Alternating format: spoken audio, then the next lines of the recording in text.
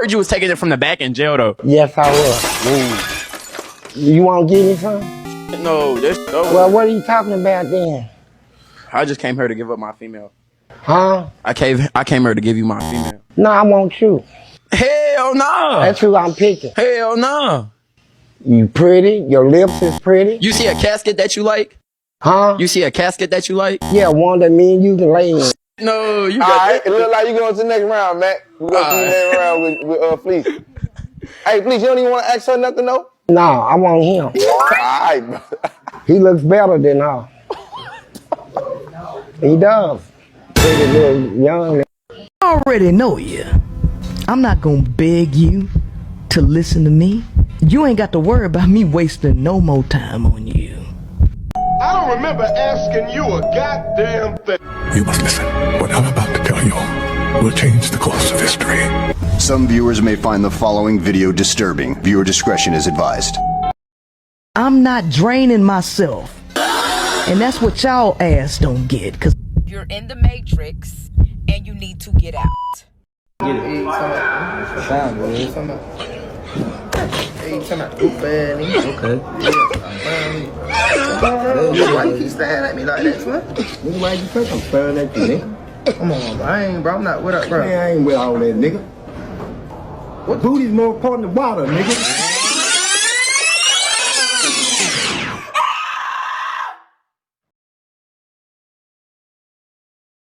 In order for any motherfucker to get that $50,000, they're gonna have to share a night with me. Fuck no, man. Come on, nigga. Damn, that nigga's ass fat. You need to leave that dope alone. You haven't. He need to leave that dope alone. This is why I always say life ain't fair for me. Because y'all gave a platform, a big R, a platform. This is insane, Drewski. And I'm pretty sure everybody's gonna think this funny. And I know Fleece Johnson to be a type of comedian. I'm just saying, like, when you have so much money and you have resources, I feel like you could be going into the hood, you could be going to places, you could be finding people who have real aspirations, real talents, people that nobody want to help, like freaking me in the entertainment business. Like, you could be doing stuff like that with your time, and you went and picked up a ex-convict, booty warrior. That's what he called himself. You know how many people he probably have or did all type of things to that got drama today? I just seen on this app a clip of Fleece Johnson on one of them like versus 20 dating shows where the people walk out and they pick if they want them or not. If you don't know, Fleece Johnson is a former inmate that gained notoriety because he did an interview when he was incarcerated, and he was going into graphic detail on how he was graping men, basically taking them against their will, taking it by force. And he was saying that with a sense of pride. And I can only assume that most of those men were black, but it don't matter what color they were. He was saying with a sense of pride how he loved to, like, just, if he wanted a man, it didn't matter if the man consented or not. He'd be like, I like you. Like, we make it a joke because of that Boondocks episode, but you really got to think about this. This man would approach another man and be like, I like you and I want you. And we could do this the easy way or the hard way. Basically, you don't have a choice. Once he decides he wants you, you don't have a choice, right? I don't know how he got parole, but he got parole, and somebody had the bright idea to put him on a dating show. And the clip that I've seen on this app of him from the dating show is him telling the dude how he like him. And the dude is telling him, I don't get down like that. Like, bruh, the dude threatened to do some violent stuff to him. But my thing is, whose bright idea was it to give this predator a platform? Like, he out here and he doesn't seem to have no remorse, and it doesn't seem like he's reformed, like he wanted to turn over a good new leaf or anything. It's like he's still on that timing. And why? So who thought like, yo, let's put him on the show? I have a problem with them shows anyway. They remind me of slavery auctions. You feel what I'm saying? You like, if you don't know the history, like, they would make the slaves walk out and they had to stand out there, turn around, all this type stuff, and people off looks decided whether they wanted them or not. That's what a lot of these pop the balloons and all that, they give me slave auction vibes. So that's bad enough in itself. But when you decide to give a platform to like one of the lowest of the low, it's like,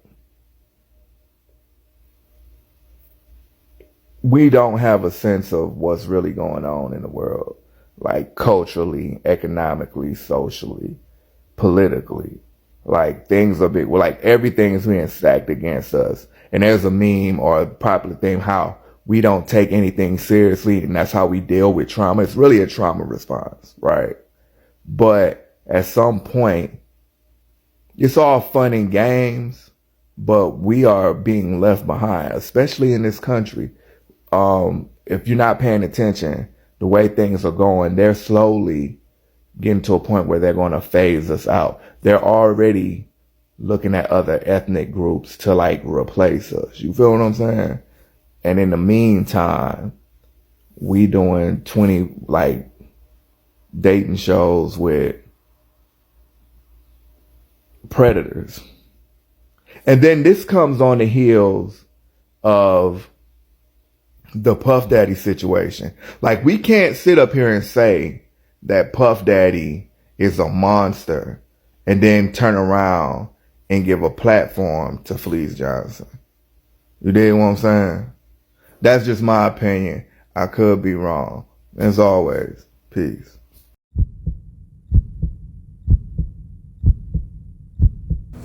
Welcome to the Matrix Study Hall. I am Miss Oracle. Thanks so much for tuning in. Also, be sure to like and subscribe as you come in. And also, I appreciate those of you that are donating. You know, I know times are a little sticky right now, but those of you that feed into this platform, this content, you know, you help me be able to bring you these messages, okay? Because you're not cray-cray. You're seeing a lot of the things that are going on right now, and you're realizing that, you know, are we literally in the Matrix? And some aspects of us, you know, realizing that is not for us to be tortured or to feel like, you know, woe is me or doom and gloom in the world, but the awareness is freedom. Okay, you are able to still be in this world and have some level of peace, even though there's so much that's backwards. So I want to get into all of this that's going on with now the promotion of a serial rapist that has been even depicted in Boondocks and so many other things in a comedic way of his exploits. His name is Fleece Johnson, and it is literally, to me, I see this as an operation. Like, they are perpetually putting these things out here and making it seem as if it is something humorous, that is something to laugh at, but to actually put somebody in this position that is known to be a serial rapist. And yeah, you know the term I mean when I speak about rapists. This person is a predator, and now they are putting him in spaces of comedy and humor and making fun of him actually targeting other males. Now, again, in Hollywood, pretty much everything goes, but for people to watch these type of TV shows and, you know, take a part in these things and think it's funny, it is insulting, because literally, especially this show that he's being featured on, the 120 versus 1, okay, as the gentleman spoke, I put a clip in here of a gentleman speaking about it, and he was saying how it was very akin to the slave auction when they, you know, would make our ancestors stand up and they would pick and choose. They're doing this now, but the interesting thing about this is that they're utilizing our own people to perpetuate this nonsense. And it's really disturbing, because even when it comes to this Fleece Johnson character, the things that he says is very predatory. Like, he even speaks about his own experiences and how at some point, I think he was very young when he went into the penal system and he was basically taken advantage of. And to survive, I guess, being incarcerated, he became a predator himself. And so now to put him in these spaces with the youth, because even on the 20 verses 1 series, he's being paired with children. He's being paired with the youth. And it is so sick. It's sick and demented. And okay, some may say, oh, they're not kids, but they are the youth. They could be his children age or his grandchildren age. And it is just no excuse for this rampant level of deviancy. Like, it's degrading. Wake up.